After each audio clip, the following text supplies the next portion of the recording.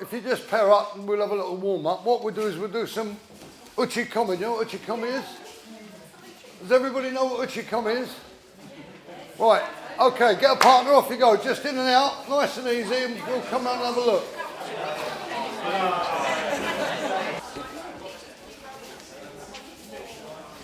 Okay, just do 10 or 15 each and change over.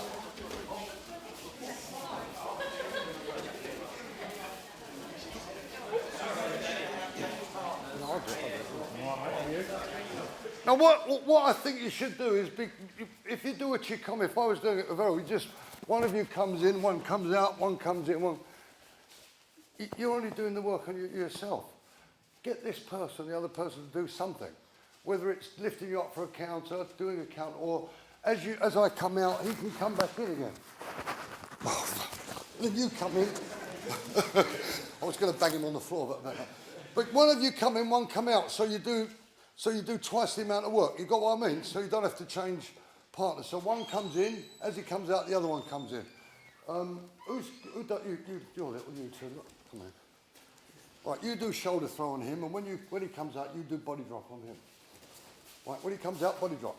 Okay, when he comes out, shoulder throw. When he comes out, body drop. When he comes out, okay, good. So that means two of you are doing the work. At the moment, only one of you is doing the work. The other one's laying idle, standing there. So do something, and also do left-handed techniques as well as right, because judo is both sides. So don't just do right-handed techniques, come in on the left as well. All right, off you go. Got him, one more, let's go.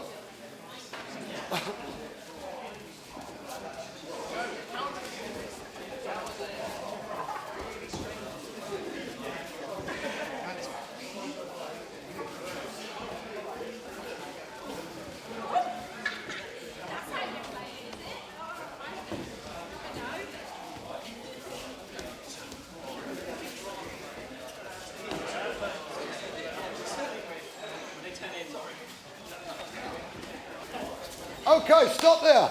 That's 100% better, because now I can see everybody's doing some work. Right? Everybody's actually working. So what I'd like you to do when we change partners is one of you come in, when the person comes out, I want you to work out how you can counter them. So in other words, don't come back in, but work out what type of counter you can do.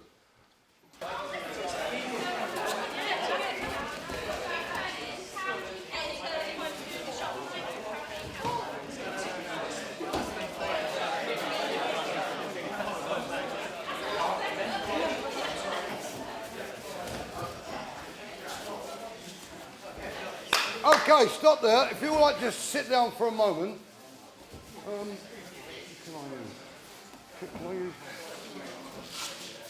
I'll tell you, better if you all go over that side, then you can see the same thing then.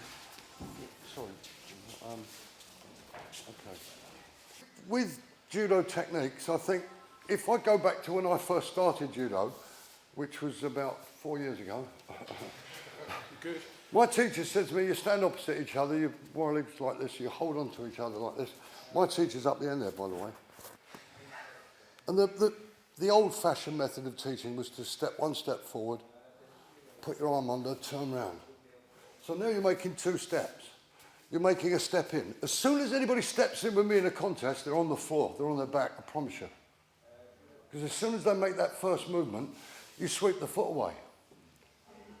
So I couldn't never understand why teachers always said 1, 2, 3. It was 3 movements, and I thought, this is wrong. In a contest, you don't make 2 or 3 movements. As you're moving around, you've probably got 1 foot forward and 1 foot back. He's obviously got the same thing, and you move, and then you've got 1 foot forward and 1 foot back, and you move, and then you can do the technique. So that's 1 movement.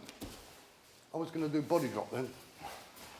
So if he's got 1 leg back and 1 leg forward, right, wait till the movement comes here, so you know his balance is going to be over here, and just step, look. You've got a perfect body drop. So what I want you to concentrate on is to cut the movements down before you come in for the technique.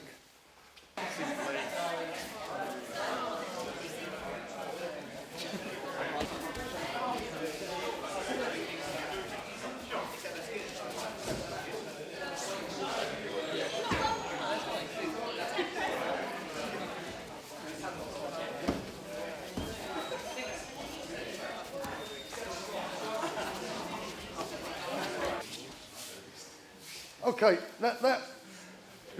I've noticed a lot of you are puffing a bit more now, because if you're going to do something like uchikomi, for instance, then make a purpose to it.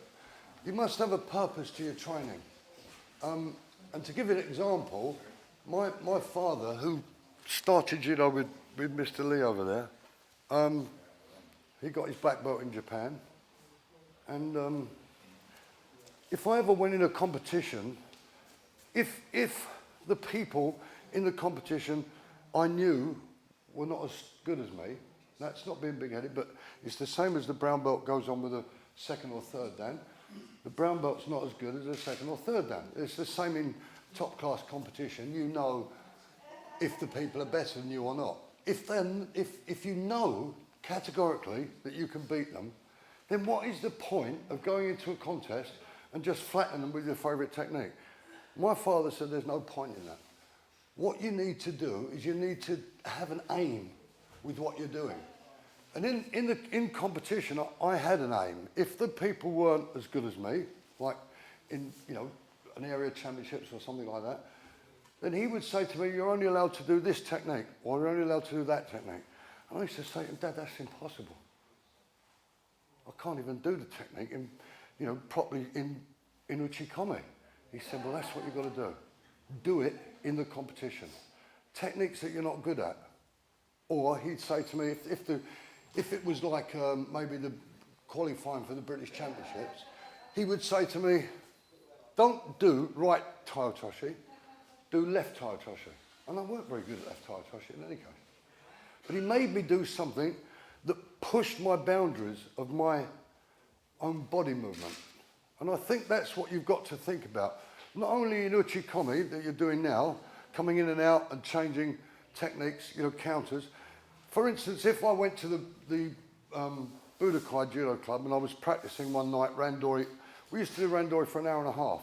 If I was doing randori, I would let people throw me. Actually let them throw me and try and twist in the air, twist out of it. I'd try and make a movement from the throw that would throw them. For instance, if you went over and you knew that you could cat twist out of it, then put your foot in your stomach and do a stomach throw. Or think of other things to do. So it was a kind of a handicap system. Now, judo is all about handicapping people. You're a yellow belt, you're a white, orange belt, blue belt, brown belt, black belt. If you go on with black belts, then you expect to be thrown around. But if you're a black belt and you go on with an orange belt and you just throw them all over the place, then unless it's techniques that you're not very good at, then you're not really learning too much. You've got to learn by making mistakes. The only way anybody learns, children fall over in the garden, fall off a chair, fall off a ladder, they learn by mistakes. So if you can learn by your own mistakes in judo, it's a lot better for your education of the sport. Also, it's very, very important that you don't keep doing a right-handed technique if you're right-handed or a left-handed technique if you're left-handed. Kisaburo Watanabe was probably the most famous judo player ever. And I say that because he was only 12 stone in weight. And he won the All Japan Championships 3 times. So he was fighting, he was 12 stone 8, and he was fighting people of like 20 stone and 18 stone. But he beat everybody. And he could do 5 of his favourite techniques, both left and right, exactly the same. No difference whatsoever. Everything he did on the left-hand side, he could do on the right-hand side of 5 of his favourite techniques. And he used to throw different people with any one of the 5 techniques. We've got 2 gentlemen standing at the door there that have trained in the Budokai, and I think maybe they've seen Kisaburo Watanabe, but his main aim was to do everything on the left and everything on the right. And I think you should all try it. Even if you can't do it, if you can't get your hands in it, it doesn't matter. Try it. If you get thrown, it's not a big problem. It's only kind of practice, it's not a big competition. Okay, so that's very important. Do handicap yourself if you're a black belt, especially when you're on with lower grades. Just handicap your I remember one contest, I had a lad that I was training called Christopher Bowles. He was junior, he won medals in the Junior European Championships, and he was in the Southern Area Championships, and he was at my club training with the guys at the door there. And I said to him, throughout the whole of the Southern areas that you go in this time, you are only allowed to do O-Uchigari, big inside sweep. That's all you're allowed to do. And he said to me, that's ridiculous, I can't win. How can I ever get in the British team if I can only do one technique? And I said, just do it. If you don't do it, then don't come to my club anymore. He won every fight with big inside sweep. And that's a kind of a state of mind. And that's what you've got to build up in your own techniques. If somebody grabs hold of me round like that, I know that they can only do a right-handed technique. They can't do a left-handed technique. They can only come in this way because their arm's in the way. So your grip is also very important. You can feel it. You don't have to hold on tight. They're hooked in there. Look, it's hooked in tight. It's just like a little pocket and you can pull.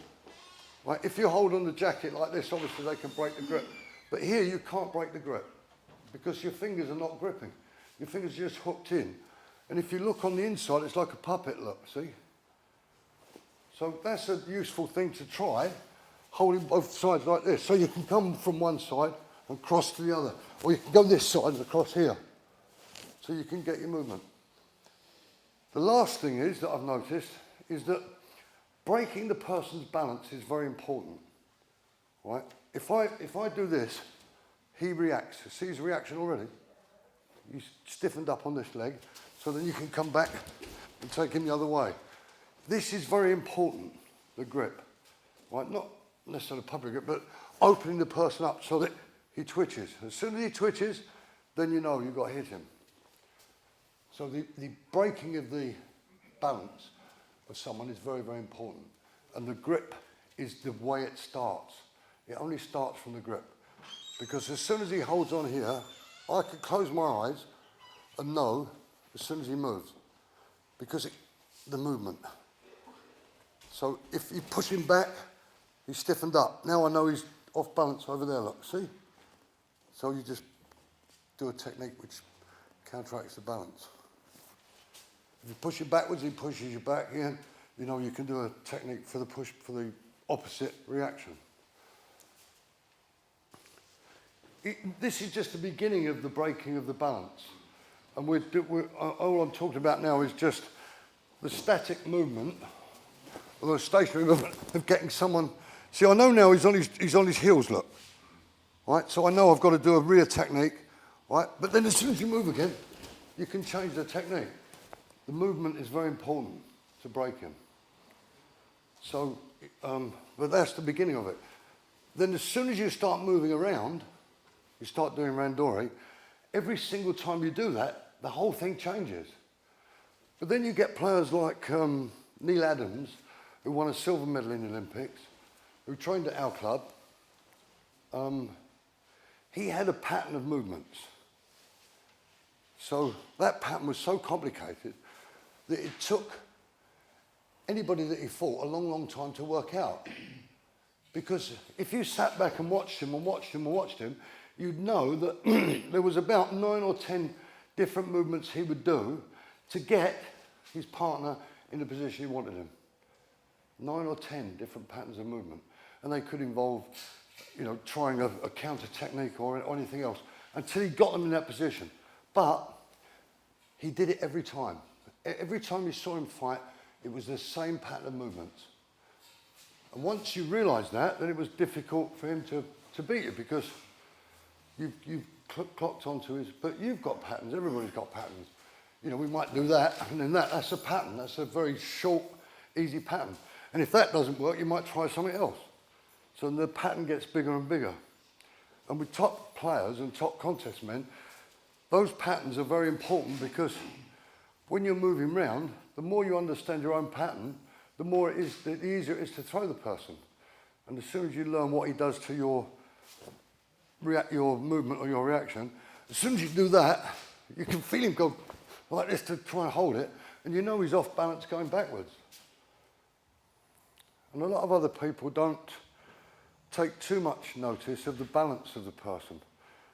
If you've got a spinning top and a string and you pull it, it spins around on a very, very small axis. Okay, if you, could I use one of you, just come on the floor, yeah? Just sit on the floor. Right, bring your legs in the air, no, up in the air. And bring your hands in the air. So I want you to spin around this way. Go on, spin, okay.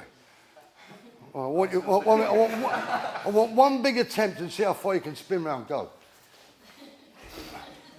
How old are you? Well, watch this, watch. Oh, God, it's hard getting down on the floor. If I spin round, pull my legs in, you go round even faster. All right? Now, it may sound a silly thing to say to people, but it's exactly the same when you do a judo technique. All right? When you do a judo technique, do you think I can spin round easy in this position? Can I spin round to get into a throw in that position? Very, very difficult. Ask a ballerina to spin round when she's bent in half. It's almost impossible. You've got to bring the mass in, everything in tight. And once it's in tight, then you can get in very, very quickly.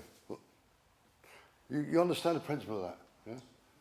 So the wider you are here, the harder it is to do the technique. The more upright you are, then you can get in for the technique. And you're in.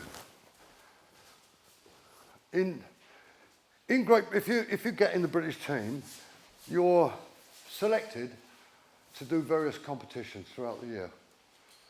And the association will say to you, you will go to the Dutch Open, the French Open, then you go to the Europeans, then you'll go to this competition we've got in East Germany, then you'll go in the World Championships. Well, to me, that was a bit of a no-no.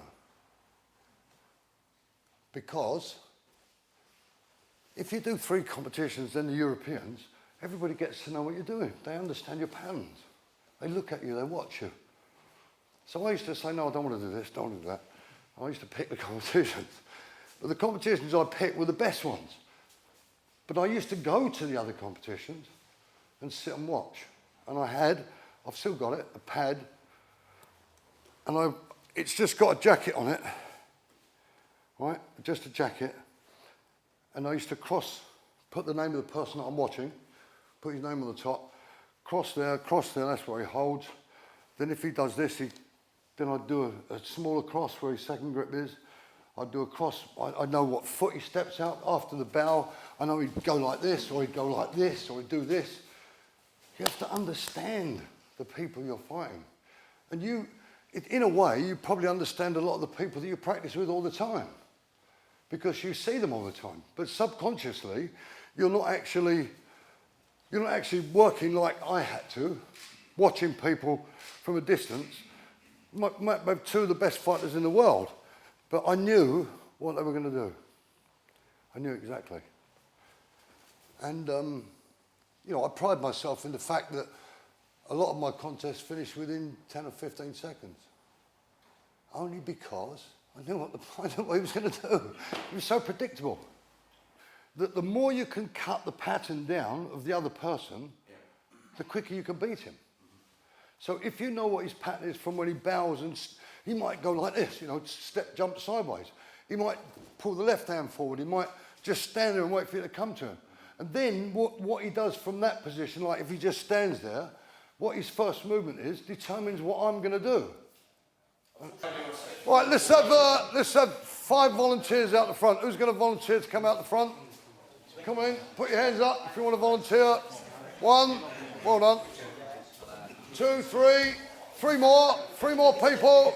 4, 5, come on in. Has it gone back? Come out. Do you want to come out? Right, okay, we just do random. It's only going to be 2 minutes. And let's see some nice movement. Right, grab a partner, 2 minutes, and we'll change. Off you go.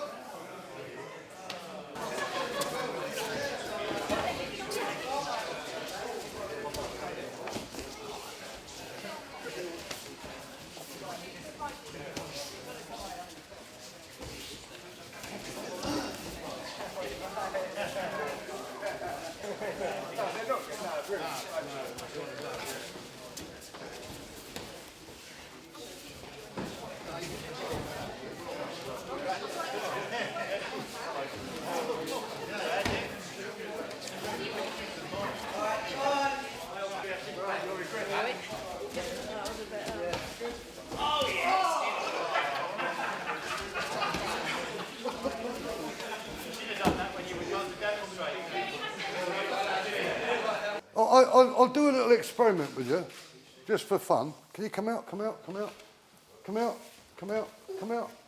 Just come out. Just stand round in a circle. Just stand round in a circle. All right. One more. Let's have one more person. All right. Now you come over here.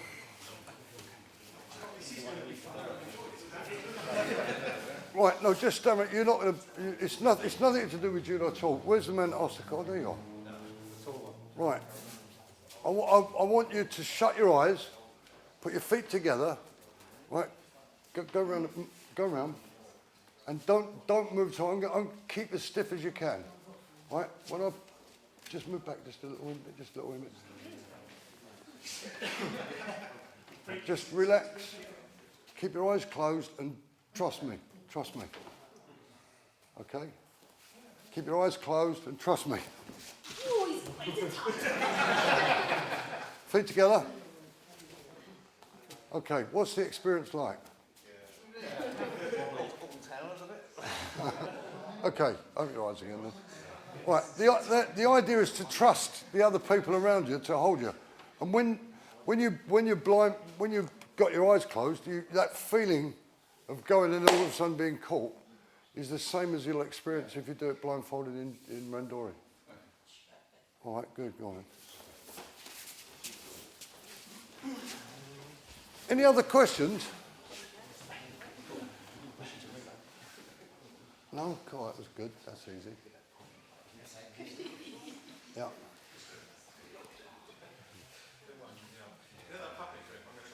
Yeah. How do you get rotation? You know, if you're doing a stroke, it requires you to normally pull the arm. I've tried it and I can't get them to rotate. Well, obviously, if you're going to adopt the puppet grip with both hands, then you've got to do techniques which don't require you to hold on to the end of the sleeve. Like, if I'm doing body drop, you're better off to hold the end of the sleeve. If you're doing uchimata, you're better off to hold the end of the sleeve so that this goes around your stomach. Right? But if you're doing the puppet grip here, then you've got to do techniques that don't require you to hold that. And you've got to work them out, but you can do ouchigari, you can do kouchigari, holding here, you can do left-handed hip throw, you can do right-handed hip throw, you can do uchimata, haraigoshi, by holding here. If he puts his hand out while you're throwing him, well, I mean, I know at least half a dozen people have broken their arm. Yeah. Well, you know, but what I'm saying is that I think you need to practice it and practice it and practice it. Don't give up on it, because it doesn't matter if he puts his arm out, you'll still throw them, and you can get much more rotation. You can't get as much rotation from here to go left-handed. It's impossible. I mean, how can you get left-handed in? It's just impossible. Whereas if you've got a grip like this, you can go left, right. You can go right this side, you can go right that side, you can do this, you can do this. You can do anything, because you've got control of the body and not just the arm. Now, when I did uchimata, because that was my favourite technique, I had to have hold of the end of the arm, because it was my stomach that actually rotated him round, the hip. But you can still do hip throw or uchimata or haraigoshi from the puppet grip just as easy. But you need to practice it, and don't give up. Huh?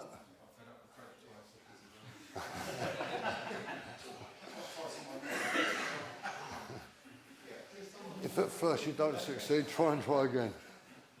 Any other questions? When you're trying to move an opponent, when you're fighting, are you predominantly moving into them, or away from them, or a bit of both, or do you have any sort of set? Well, if you think about it logically, yeah, I understand what you mean. If you think about it logically, if you get two lightweights out here, let them have a contest, then you sit them down and get two heavyweights out. What's the difference? What? Pardon? Movement. It's only movement. It's nothing else. Two lightweights fighting each other will move around the mat like buzzing all over the place. You get two heavyweights, boom, boom, boom. So what you've got to do is you've got to increase your speed with the person you're on. If you're on with the lightweight, then you've got to move as fast as him. If you're on with the heavyweight, then you've got to make him move faster than you. So you've got to change the speed of your... It's just another thing that people don't really think about in judo, is changing of speed. If you're on with someone who's going to lumber around, you want to pull him around so he's alien to what he's used to. So you would actively move them? I would actively move a person that moves slower than me. I would actively pull them around the mat. I mean, I pulled a load of people around the mat, you know, in British championships and Europeans and all that, on purpose, just to upset them, you know what I mean? Just yank them about and pull them around. And then they get agitated because they can't do it at your speed or their speed, you know. And then you can throw them a lot easier. But it really is a question of changing the speed. And I think last time I came, I think we did do a little bit of it, if I remember. But if you go on with a heavyweight, pull him around. If you go on with a lightweight, try and move as fast as him. Obviously, you're going to get thrown, but it doesn't matter. You're learning all the time to use different speeds and different, you know, angles of attack and movement. I mean, judo's all about movement. Judo is a beautiful, beautiful sport. It is probably, if you see two people do the kata properly, any of the katas, the Nagano kata, Juno kata, Isutsuno kata, any of the katas, you see them doing it properly, it's beautiful. I think you ought to really thank Errol for organising it, because he does a lot for judo.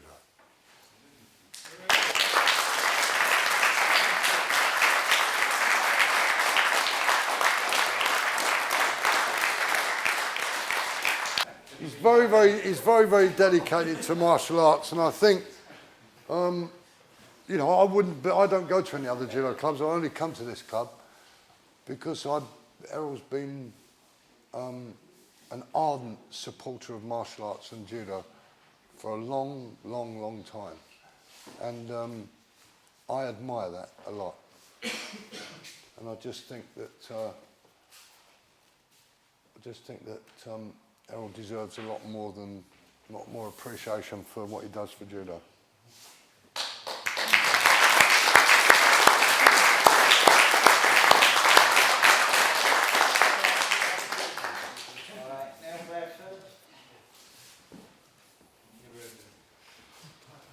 Neil, fourth down, well done. Congratulations. Stay there, you won't go anywhere yet. Neil, this is your life. How old were you when you started judo, Neil? 7.5. Where did you start it, Neil? With Errol, Yoshinrin, Coulsdon. Well done. Well done. Does it flash? He flashes all the time. All right, Adam Flintstone.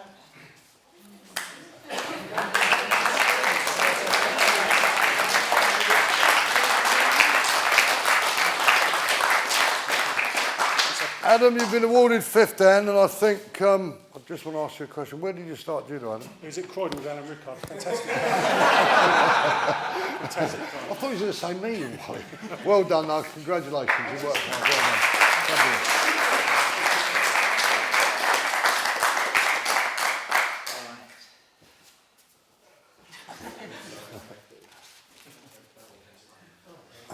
Danny Harper. Where's Danny? Errol!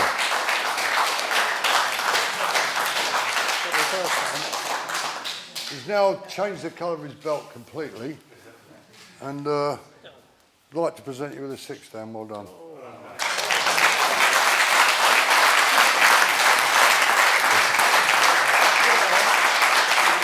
Get it on. Careful. Danny's probably the only person here that actually started judo before I did. What's that? Now, do you want a lesson on how to do this up properly? Come on, get it on. It looks great.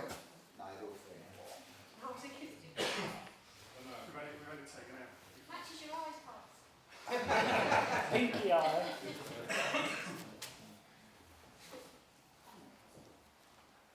Well done. That's when the belt changes to red and white. You all know it's like a professorship in judo. So I think it deserves a really big clap. Well done, Tom. Well done, mate. Right, look over there. Look. Oh. Thank you. Well done. Good lad. Can I just say, this does mean a lot to me, particularly coming from people that know me and I've known. You know, these people aren't strangers, as well as a lot of you here.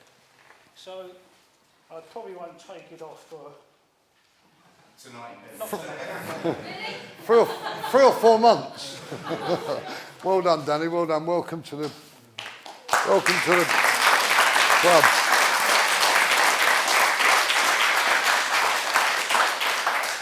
You going to do this? Ladies and gentlemen. This is Mr. Michael Good, by the way, who's Registrar for the World Martial Art Council, which is an organisation I started with somebody else 20 years ago, and last week we had 5,000 members joined yesterday.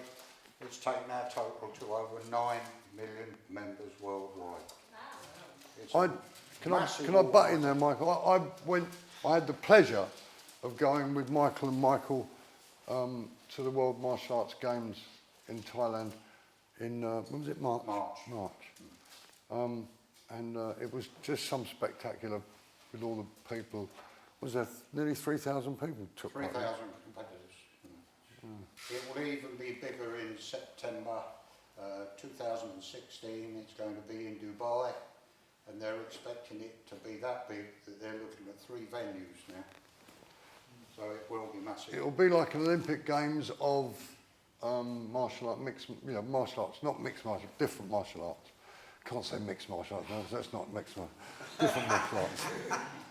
But anyway, going on to the President asked me as I was coming down to see Brian and Errol today, that Errol has been enrolled into the International Guild of Masters. If you'd like to present that. Congratulations. Well done. Well done. My seventh No. And he's also been awarded his 7th Dan, which is unbelievable. Wow. Well done, Errol. Well done, mate.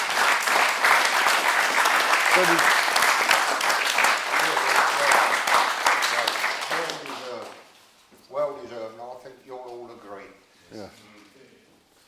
I've known Errol how many years? I've forgotten if I was 40 years.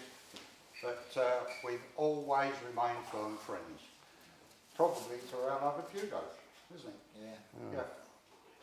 So you're in a good club, you've got a great sensei.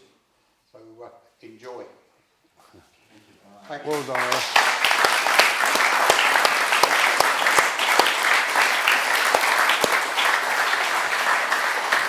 Brian's got his 10th Dan now. He wouldn't wear his red belt. So give him a big round of applause. Thank you. I got it in March, John. It was in March when I got it.